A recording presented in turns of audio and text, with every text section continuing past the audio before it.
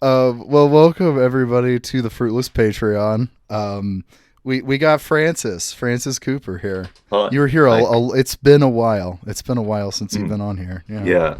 yeah. You were one of the first guests, I think, hmm when I originally launched Fruitless. But yeah, I guess if somebody doesn't know who you are, do you want to say who you are real quick? I'm Josiah's friend.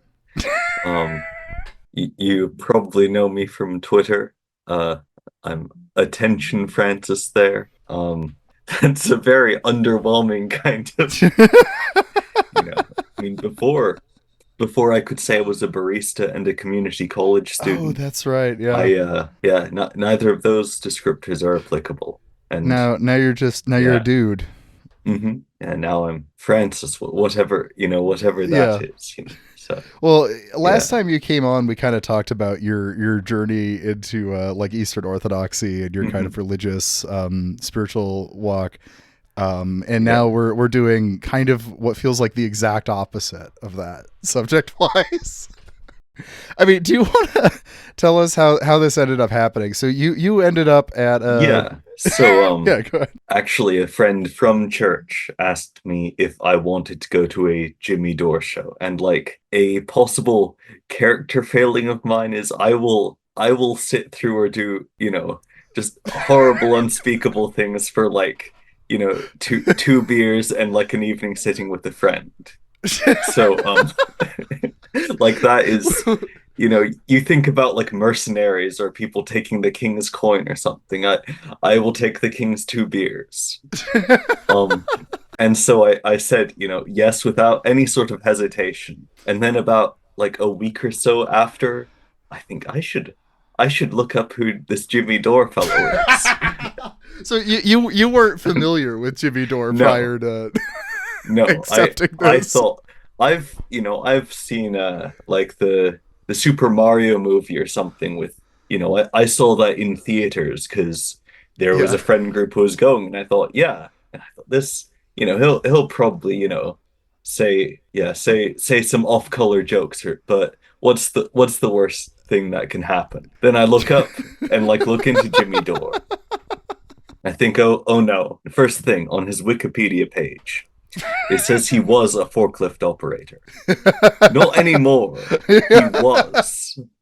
Like the man had it made, and now he's just departed into this. Oh man, no. The instant you texted me saying so, like you're like I accidentally have ended up going to a Jimmy Dore show without knowing who that was. I immediately was like, would you like to tell me about the show afterwards on Fruitless?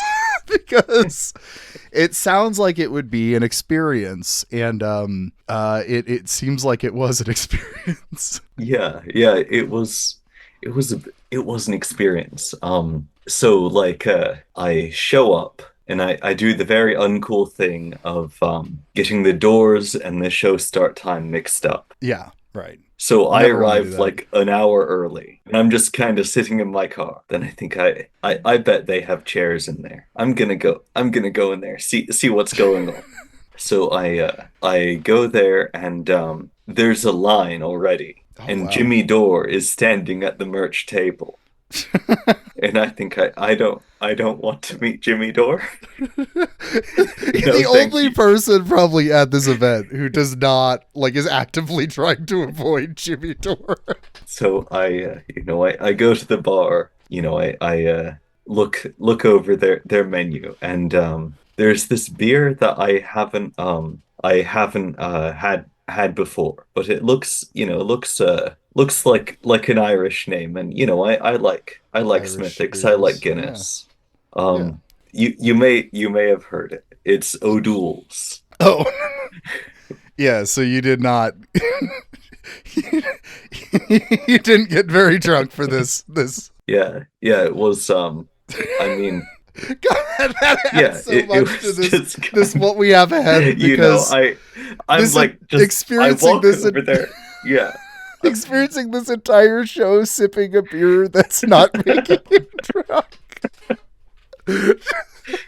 Yeah, so like I'm going over to the bar. I'm, sitting in the corner feeling feel, Mhm. I think I'll be like, like a character in a hard-boiled detective story or something, like sitting in with the with the corner with my drink. non-alcoholic beer. Yeah, Yeah. with a non-alcoholic beer that I'm sipping as I snub Jimmy Dore, And so anyway, I have my ticket, eventually he clears away from the merch stand and goes to do whatever is, his kind do. And I'm guided to the table. It is directly in front of the stage. Like, I worry that the listeners will misapprehend my meaning here. I don't mean like if you go to a concert and there's like a crowd barrier or something and then the stage. No.